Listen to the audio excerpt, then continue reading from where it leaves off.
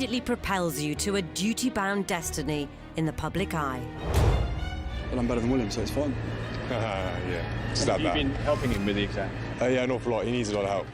From the hospital steps cameo May we see your son, Your Royal Highness? Royal children have always been exposed to prying cameras, whether it's paparazzi or whether it's staff cameramen belonging to newspapers. That's par for the course. to your first day at school. If you're a child in the royal family and you're hoping to grow up and go to an ordinary school, you can forget it. Everything is under constant scrutiny. Elizabeth and Margaret and other royal children have to live in this gilded cage, which has many wonderful features, but it's also a bit of a prison. As royal commentators dispel the myth of the monarchy, They ended up with the king doing the conga round the staterooms of Buckingham Palace. experts will break down key archive from crucial moments in royal history. It was a fairy tale created by the Grimm brothers. Anybody entering the royal circles needs to come with their A game. So prepare to discover what actually happens when blue blood runs red. What have you been doing in here all day? This is The Royals Revealed.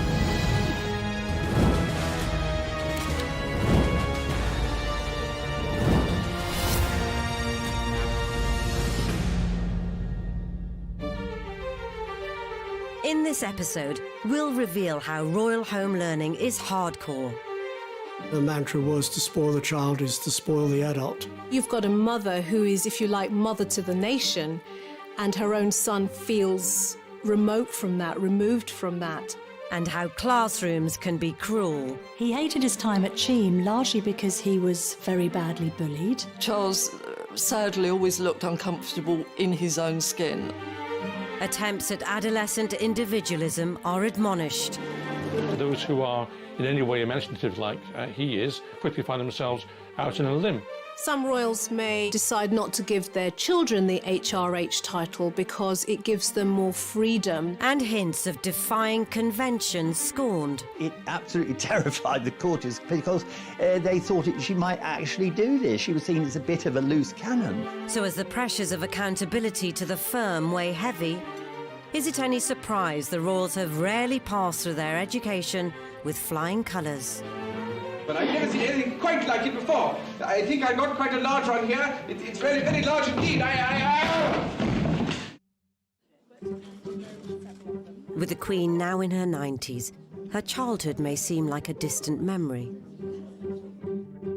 But the strength of character she has displayed throughout her reign was forged in her formative years. Thanks to the discipline of no-nonsense nanny, Clara Knight. The mantra was to spoil the child is to spoil the adult.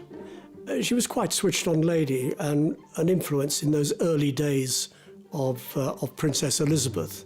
And played an important part in her life because Princess Elizabeth's parents, who were then the Duke and Duchess of York, were busy working in support of George V. What Nanny said, Nanny was obeyed. There was a sort of tradition then among the royals and the English aristocracy to be, it sounds absolutely bizarre now given, current attitudes, but there was a tradition of being emotionally cold with your children. That was seen as a good thing. These orders had been instigated by Elizabeth's grandma, Queen Mary, the matriarchal force of the family. She impressed on Elizabeth the need to understand that she would always be watched. She couldn't do anything where there wasn't a risk of criticism. So there's a famous story where Queen Mary said to the governors, you must teach that child not to fidget. And what that would have done is she would have internalized that messaging from very early on and learned to follow the rules, be a good girl and conform. And that might be one of the pillars of how she functions, self-discipline, self-control and duty.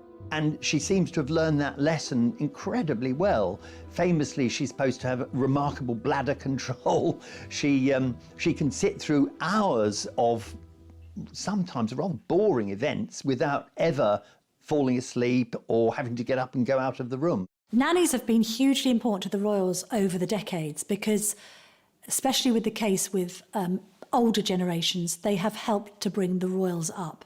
Royals used to be brought up on the nursery floor, and that meant that they didn't really see their parents until the evening. So the nanny isn't only there to educate, but also to feed, to comfort, to reassure, to help build confidence. So they're hugely instrumental figures. Elizabeth and Margaret and other royal children, right up probably to the 1960s, had this emotionally, what's a good word for it, detached from their parents' kind of childhood, combined with the huge pressure of being royals, of having at some stage to take over royal duties either as the monarch or as, you know, if you were the second son, as the spare, and the other children of the monarch who have to live in this gilded cage, which has many wonderful features, but it's also a bit of a prison. Princess Elizabeth sort of took it in her stride with all the nannies and governesses that looked after her. Elizabeth had a French governess, taught her French, and to this day the Queen speaks French. Goes down extremely well. So all these people who played a key role in her early days would look down from the heavens and say, gosh, we did a good job, didn't we? Despite the strict shackles, Elizabeth did at least enjoy some pursuits 1930s kids could relate to. But as her uncle looked set to abdicate the throne, it would change her life forever. The Duke of York is next in line for the British throne, and next to him in succession is his eldest daughter, the Princess Elizabeth, shown here with her father and mother. It wasn't inevitable that she was going to become queen by any means, because no one knew at the time what was going to happen to Edward VIII. But it was always on the back of people's minds that should Edward VIII not marry or not have children, that Elizabeth was next in line. So as George VI took the throne, it was time to start shaping up for her future. She was allowed, and against all protocol, her father allowed her to look through the red boxes, you know, the documents from government that she had to look through and sign, or he had to look through and sign. She was getting more constitutional history lessons than Princess Margaret, which was something that caused discomfort between the two sisters. And so it was always the case that George VI and the Queen Mother had to prepare Elizabeth for the throne. But outside the palace walls, there was much more Elizabeth had to learn. And her next move would be totally unexpected.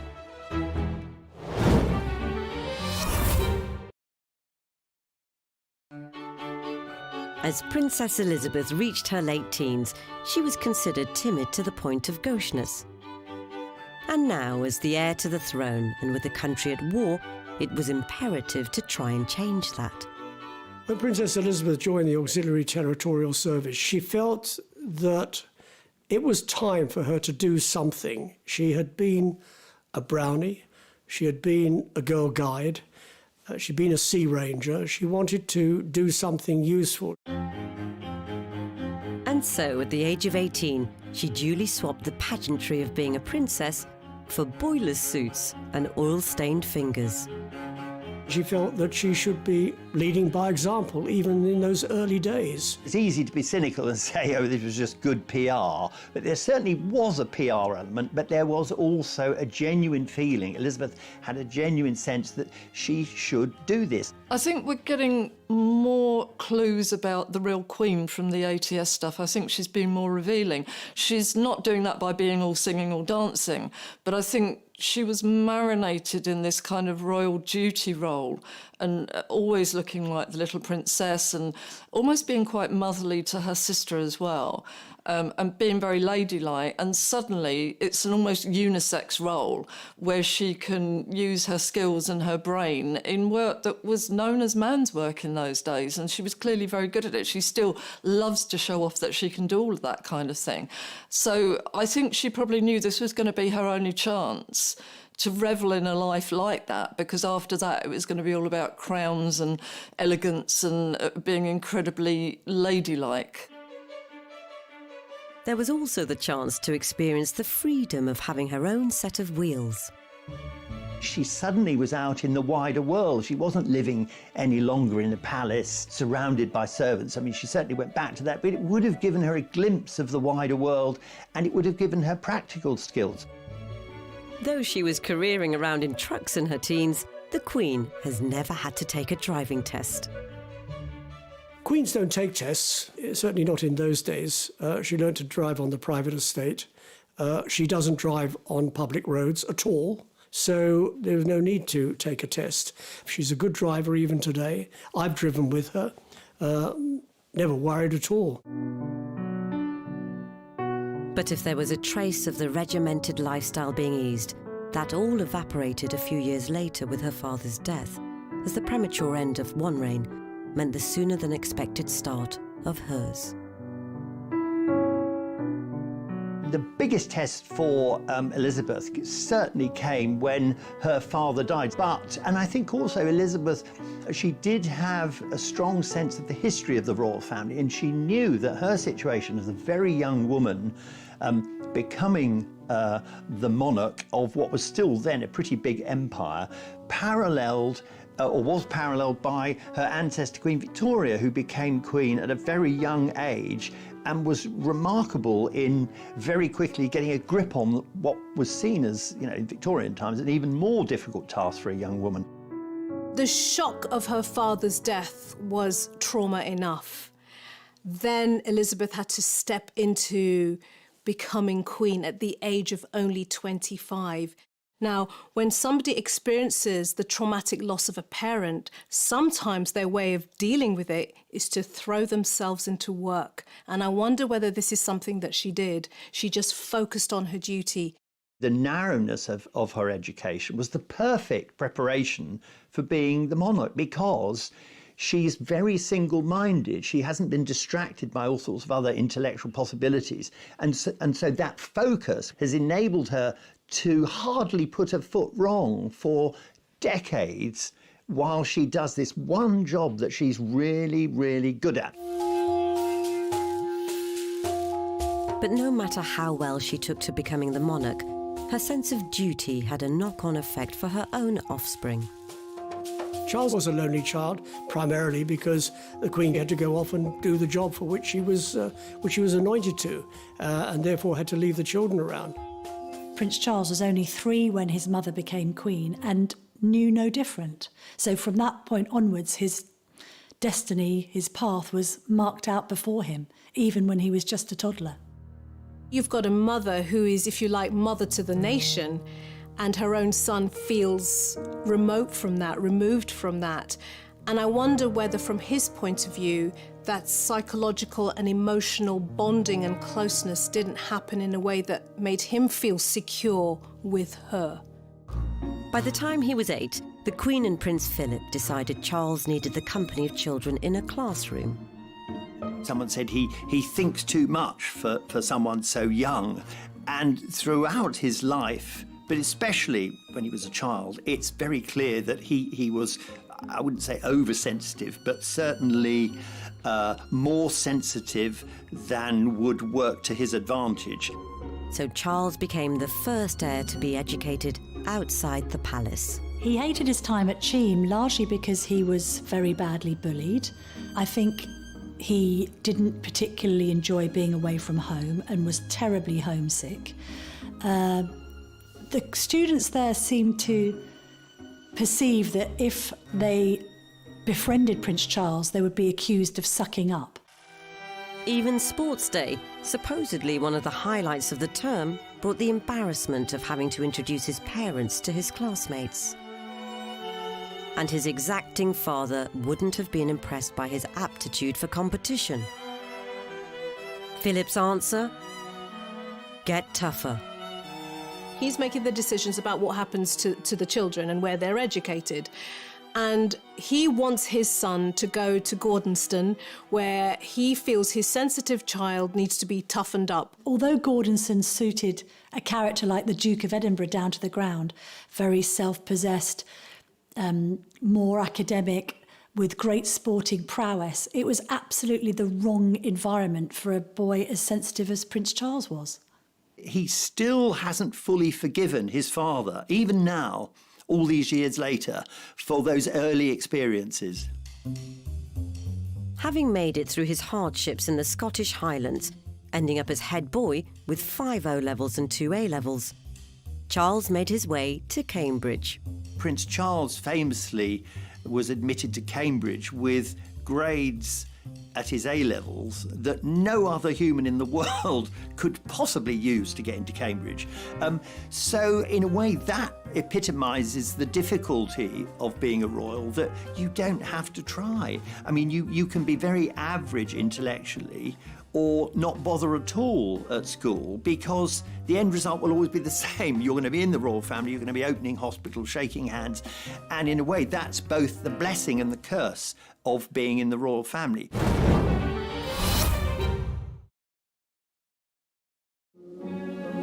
Prince Charles, the future King of England, becomes a college freshman. Lord Butler, Master of Trinity, greets the Prince, who will major in archaeology and anthropology. The heir to the throne looks like his mother and walks like his father. I think you have to remember, for Charles, there wasn't a comfort zone. So although we're seeing a guy here that is well out of his comfort zone, that comfort zone never existed. Charles, sadly, always looked uncomfortable in his own skin. Charles's grandfather and great-grandfather were both students here. Well-wishers shouted, "Good luck," and the Prince replied, "I'll need it." And I love the way that he kind of cracked open a royal gesture that is used a lot in emergencies here, which I call the pointless point. So when in doubt, they point at things, but it makes them look engaged, but without actually speaking. And you can see him, apropos of nothing, just pointing here. So he was clearly feeling uncomfortable. I talked to someone who was at Cambridge at the same time who said that Charles was always on the edge of things. I mean, he did join in formally, but it was always difficult for him, impossible, in fact, to be treated just as one of the other students. Do you know, I actually saw him there. We had a school day outing at Trinity, and imagine a load of giggly schoolgirls, and he walked across the quadrangle behind us. Well, can you imagine? He was always easily embarrassed. His cheeks went absolutely crimson. Undoubtedly, his most striking contribution to student life was as a member of the college's drama group. And here I am, showing just how adaptable the sports commentator can be. All alone on in a deep-sea fishing boat with just my rod and line, the great unknown, a few helicopters and ASDIC, but yes, I do believe I got a bite. I think he threw himself into theatre because that is what was the one aspect of schooling life that he had enjoyed and that he was actually quite good at. His versatility encompassed enthusiastic sports reporter. Take up the straight. This is most exciting, ladies and gentlemen. I've never seen anything quite like it before. I think I got quite a large one here. It's very, very large indeed. An eccentric guy besieged by hostile bagpipes.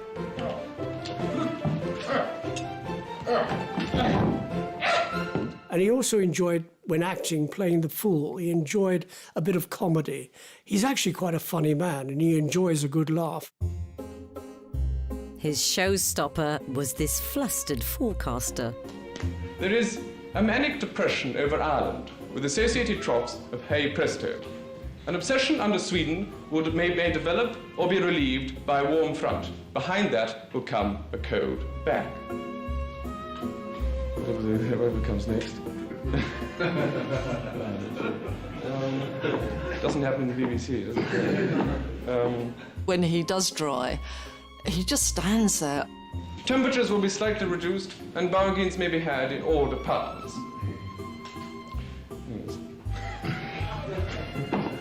See how we need a dress rehearsal.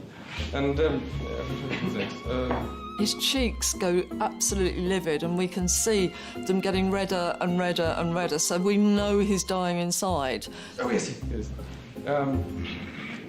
But I suppose, you know, he'd been pushed at Gordonston, he'd been pushed all his life. You could probably hear the Duke of Edinburgh yelling at him, "You should never have done this anyway, but now you're up there, you've got to finish it." Fortunately, he remembered his studies better than his lines and wound up with a 2-2. Oh, yes, I know. Legend has it the bodyguard who was present at all the lectures got a 2-1. He's one of these people, and there are a lot out there, who learn a lot more out of school than you learn in school. He's a very well-read person. He's a very intelligent person, and he'll put himself to any topic of conversation. You'll never stump him when it comes to conversing. You can come up with some esoteric subject and he'll be able to talk about it. So he's a very well-read and learned person and an interesting person as well. But if you compare today to what he was like at school, two completely different people.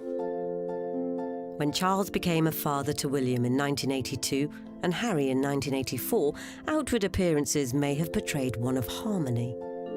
His parents' main concern is to give their new baby as normal an upbringing as possible. Prince Charles is even said to have changed Prince William's nappy. But inside the family, there were several conflicts brewing.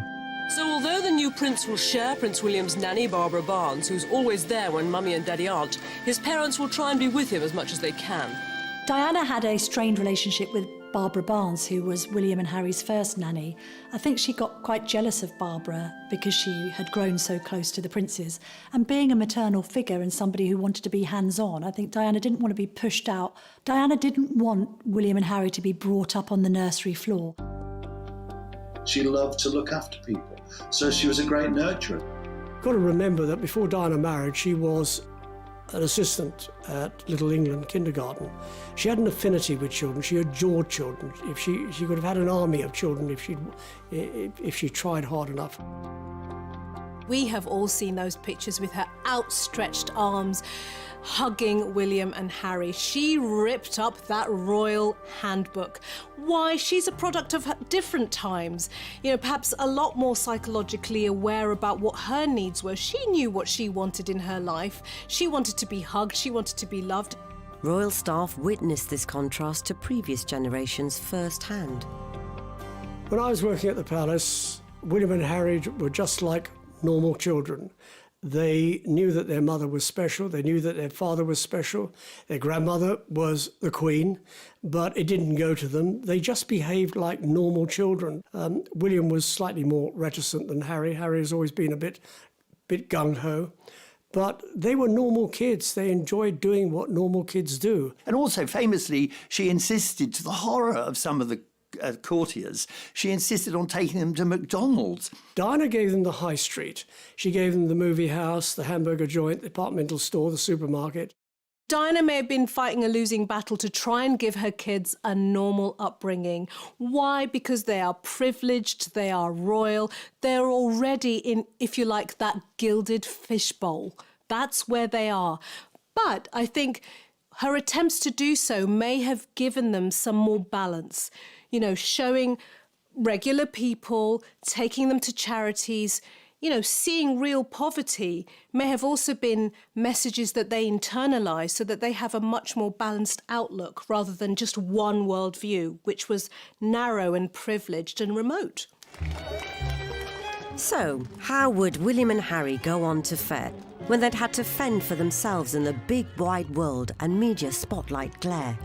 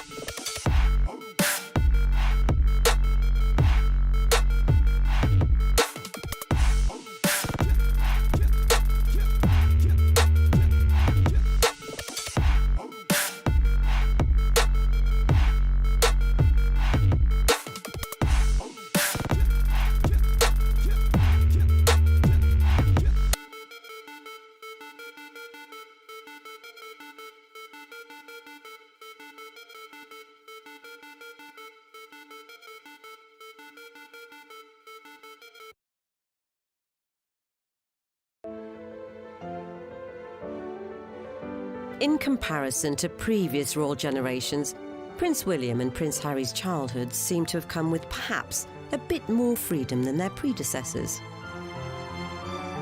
But even playtime was never really normal. But this year, at midday in the old fire station yard of Sandringham House, the Queen had laid on a treat for the press. A treat, too, for the grandchildren, who are allowed to play on the ancient appliance. There's a kind of an intentional gesture here that, no, this is just a photo opportunity. We do it to keep the press off our backs, and those kids will probably just stand there doing the royal thing, and the Queen will stand there next to them with approval signals, and all will be well. But what they hadn't reckoned on was Harry and William. It is absolutely hilarious. Diana's boys come flying out. Those boys have no heed of the camera whatsoever, and that's quite remarkable. They just see the fire engine, and it's Major Clamber time, and you can see Diana just standing there, not intervening, because clearly she wanted normal children, normal boisterous children. But the Queen is almost quietly imploding. You do not see the Queen using body language very much. It's as rare as hen's teeth. But there's a huge display here. She emerges anyway with an unusual hand gesture for her, meshed fingers in the clasp. And I think that's because she's holding on to her temper for dear life. She also, when she comes out, you can see her licking her lips, which is a sign that the adrenaline is beginning to build up, that all is perhaps not well in the firm at that point. And then you can see her face when she's watching them clambering around. And again, she's biting her tongue to not tell those children off. And it's very much old-fashioned royal parenting as opposed to Diana's hands off, they're young, let them have a good time. So I think Philip and Elizabeth, when they saw Diana doing this very modern version of parenting, not wanting to go away on official trips too often to be away from the children, I think they felt that Diana was taking it too far. And that's where we reached the point where duty and private life come into conflict. I think the Queen, Charles, and Prince Philip felt that Diana was sacrificing duty to some extent to this notion that she had that she should be an ordinary mother. But did Charles's worries have an even more damaging effect on the family dynamic? Someone said to me, Charles was jealous of all the attention that William and Harry got from Diana, which takes us into the whole psychology of perhaps Charles needing someone to mother him. Ever since Prince Charles became the first heir to be schooled outside the palace, any subsequent royal foray into education has grabbed the media's attention.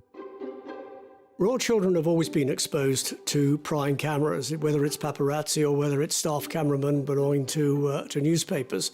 That's par for the course. Royals kind of have to make a fuss of their children's first day at school because we demand to see the pictures. For William and Harry, this fascination began at nursery. Prince William is an old hand. He went to this school for a year. The Princess of Wales made sure young Harry was centre stage for the well-practised wave. I'm not sure the royal children particularly enjoy it, but it's just a royal rite of passage. 2 hours later, the young prince left for home. He'd made a pair of binoculars and showed a joyous determination to beat the press at their own game. The Paps were a constant for every new first day that followed. William and Harry started their schooling life at Wetherby Prep before moving on to Ludgrove and then going to Eton. There was an idea that Charles and Diana wanted a degree of localism towards their son's education because Charles had had such a miserable time being sent away to board at Gordonston. And I don't think Diana wanted the children to be too far away either. Apparently, to tease these old Etonian advisors, she said, oh, I really think we should look at sending William and Harry to Holland Park Comprehensive. It's a big state school just around the corner, around the back of Kensington Palace. And of course, she didn't mean this, you know, but it absolutely terrified the courtiers because they thought she might actually do this. She was seen as a bit of a loose cannon. Royal favourite Eton played host to both boys' secondary education. If you're a child in the royal family and you're hoping to grow up and go to an ordinary school, you can forget it because like nannies and governesses, public school is just seen as an essential part of growing up as a royal. They were probably teased a bit when they went to school because although they went to school as William Wales and Henry Wales or Harry Wales, people knew that they were both princes and Prince Charles was one day going to be king. They were expected to deliver the grades, yet Harry seemed to play the fool. He experienced his parents' divorce, which would have had its own emotional trauma. His mother tragically and violently dies. That's another emotional trauma.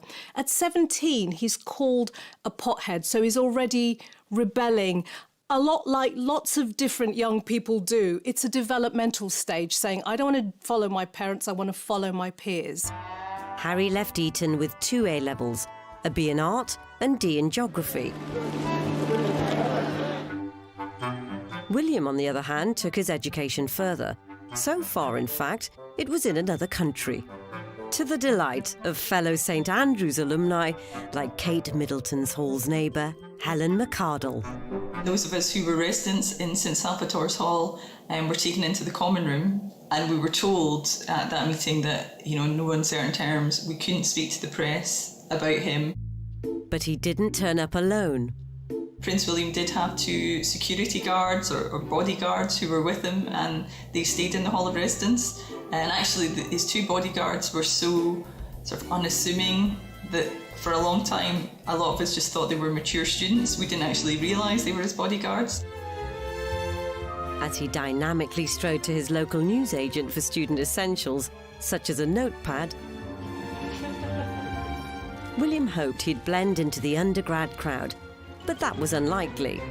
You have, lecture theatres absolutely packed out, people sort of craning their neck to try and get a look at Prince William. He even experimented with nicknames to aid unlikely anonymity. Some people used to refer to Prince William as Steve as a nickname, and I think we used to refer to Prince William sometimes as P. Willie. But he couldn't hide behind an alias after celebrating the end of first year. Prince William had been coming back with some of his friends, and he had stumbled and fallen into the bushes outside the Hall of Residence, and his bodyguards basically had to go in and retrieve him and pull him out and take him off to bed. But the bodyguards' rescue mission didn't end there. Some of the people whose bedrooms overlooked the front of the halls and overlooked these bushes had been, taking photos outside of the window, and apparently the bodyguards came round to confiscate the film from their phones. William had also been the centre of Hall's matchmaking gossip. So definitely in first year, everyone did notice that Kate and William spent an awful lot of time together. You would see him standing outside her room, maybe in the doorway, talking to her. You would see both of them coming and going from lectures together. You knew there was definitely a close friendship there. By the time of their graduation, Kate and William were very much an item, as all the family turned out in support. William Wales. This was a proud day for the family and an occasion with its own quirky traditions, like being patted on the head with a leather pouch containing a fragment of the trousers of a 16th century preacher. Peculiar, you said it. The perfect curtain raiser, then, to a royal life. Meanwhile, it was no surprise that Harry had ditched education to pursue a life in the army. Even as a little boy, he'd dress up in his commando camouflage gear, and if you were waiting in the sitting room at Kensington Palace, you might see a little toy rifle come round the door first, followed by Prince Harry. He was, in a way, always wanted to be a career soldier. For the first time in his life, he realised he was really good at something. Much had been made of his academic record by himself, actually. He used to laugh and joke that he wasn't academic and couldn't get good marks in anything. Harry had gained a place at Sandhurst, despite having not been to university, and even more remarkably, was eventually selected for the elite Apache co-pilot gunner course, which put him on a collision course with William, now himself a qualified pilot with the RAF. The brothers had always enjoyed a healthy rivalry throughout their lives, from impromptu sprints to cheeky fouls on the football pitch. Both are quite stubborn. Both are extremely competitive. And the military brings out a spirit of competition, and I think there may have been resentment on William's behalf that Harry got to serve on the front line and he didn't. Now they had to contend with living and working together. Exams never been my favourite, and I always knew that I was going to find it harder than most people, but I'm through that now, and finally got hands-on to a job that I absolutely adore. It is still hard work, but I'm better than William, so it's fine. Yeah, Have you been helping him with the exams? Yeah, an awful lot. He needs a lot of help. It's the RAF way, so you have to help the army out quite a lot. Banter is always a dangerous game to play when you don't use a lot of eye connect and you're not completely tuned into the other person, and the other person, particularly if they begin to change, if they begin to grow up, if they begin to want to be seen in a slightly more dignified way at times, and you've still got this chipping away banter, it can turn into conflict very easily. And so, you got off the ground yet? Sorry? You got off the ground yet? I've just got off the ground, yeah. Oh, okay. Thank you. Thanks for asking. What you've also got here in this plot twist of a dynamic is one is always in the one-up position because he's heir to the throne.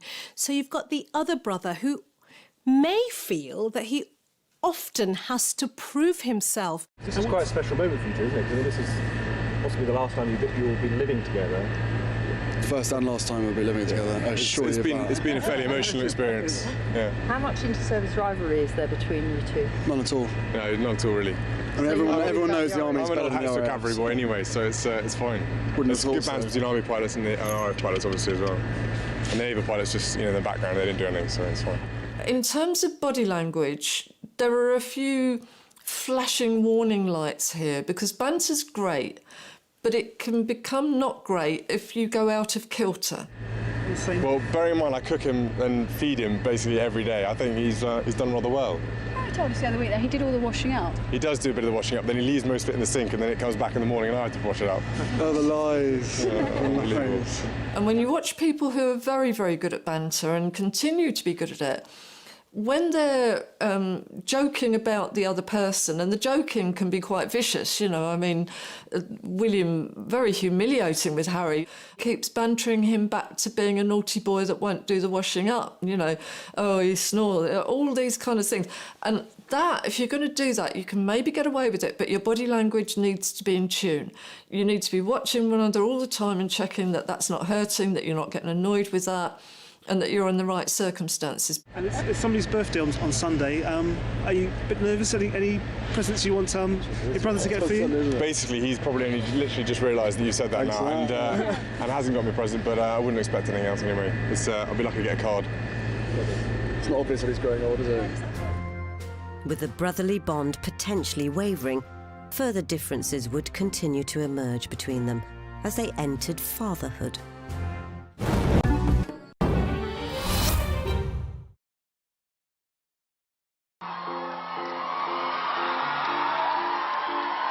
Royal births have always delighted the nation and sparked a media frenzy. Ahead of him, all the strangeness and the razzmatazz of being the son of the future king. Wonderful, this news about Princess Margaret having a baby. I think it's gorgeous. We've even placed bets on what they'll be called. Have you any choice of a name? Not really, I hadn't thought about it. Perhaps Hugh, a Welsh name. A Welsh name, you think? Yes, I think so. I actually think they should have called him Henry. I like the idea of Henry the Ninth. Henry the Ninth! With Prince William a father of 3 and Harry welcoming Archie into the world, scrutiny surrounds how the new generation will be raised. And the Cambridges have gone down a traditional route. Sometimes their nanny, Maria, wears her Norland nanny uniform because when in public, everyone needs to be dressed appropriately. So what makes a Norland nanny a cut above the rest? So Norland College has been around for 128 years. It started initially as a training institute to train young people in working with young children. Norland has worked with many different families, including royalty, all around the world. And we do work hard to ensure that, you know, whoever our graduates go on to work with, that it remains confidential. They may blend in, but do they look familiar? The urban myth is that actually Mary Poppins was role modelled on the nursery nurses that Norland generated. In fact, the uniform or the costume that Mary Poppins wore was very closely linked to the uniform that the nursery nurses first started to wear in those days. And this idea of having a uniform, if you like, for your role was one of the key ways that our founder tried to distinguish the nursery nurse role or the nanny role from other staff in the household. Their discretion isn't the only Secret Service element. We have a black belt taekwondo expert come in and really just instruct our students in some of those sort of key aspects of what to do, perhaps in a difficult situation.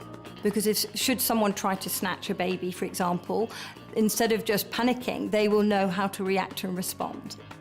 We're not expecting them all to go out, as some people have put it, as ninja nannies. And again, with the military intelligence officers who come in, we're not trying to train them to be James Bond, although jokes have been made about that. We're just trying to raise their awareness, their composure, helping them to feel able to manage a difficult situation. So it's no surprise they get the royal seal of approval. The demand has always outstripped the supply as well. So, for example, at the moment we have 6 jobs for every graduate. So we have 100% employability.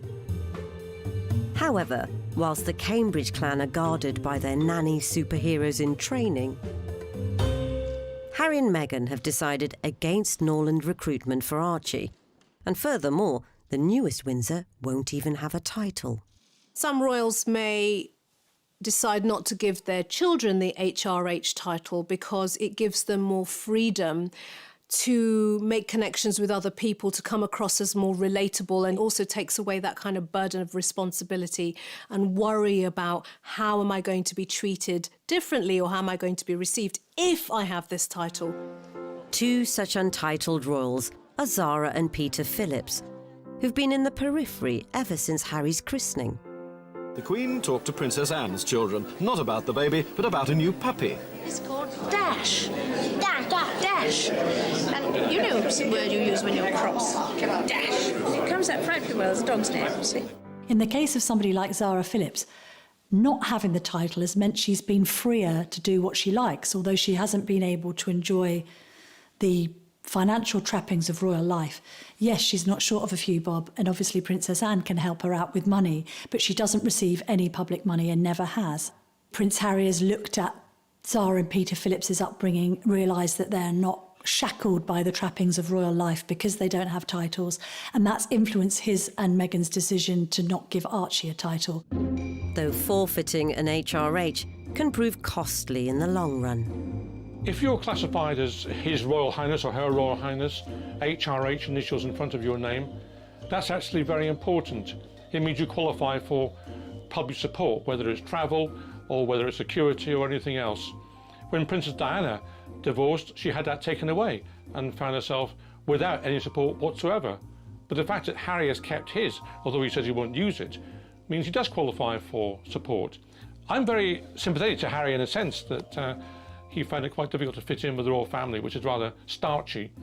And those who are in any way imaginative like he is, or his mother was, quickly find themselves out in a limb. So whilst Harry has shunned protocol, is there a chance even the future king and his wife might mix things up a bit? I think there is going to have to be a discussion when it comes to Prince George's schooling, because royal parents are informed by their own experience. William really enjoyed Eton, so no doubt wants the same for his own sons. Equally, I think Kate enjoyed the co-ed environment at Marlborough College. Bearing in mind Marlborough has been the subject of royal visits down the generations, it's a world away from a state comprehensive. schools love the idea of having a royal there, and they probably all vie for the idea of trying to coax a royal into their establishment. But at the end of the day, it's the parents who decide. And the parents decide off the back of whether the child likes it or not. So it's not a done deal. Kate and William are, by all accounts, they're just like normal parents, whatever that means. They're very affectionate. The Duke and Duchess of Cambridge really appear to have stepped up to the plate. The institution has learnt that it's very important, if members of the royal family have children, they should be allowed to have that quality time in the early years of the child's upbringing, to be there for them, to be there in the morning, to be there at bedtime, to be there to pick them up from school. Also, if you look beyond Prince William, and I appreciate that's some time away, but you see Prince George and Princess Charlotte and Prince Louis lined up. So that's the next generation of monarchy. We don't know what the monarchy is going to look like by then, and it could be even more modern than it is now.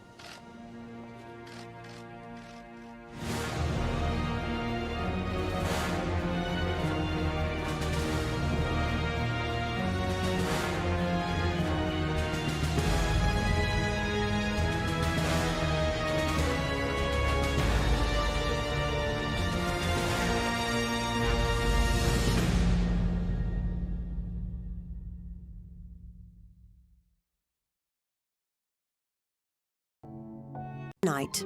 The mantra was, to spoil the child is to spoil the adult.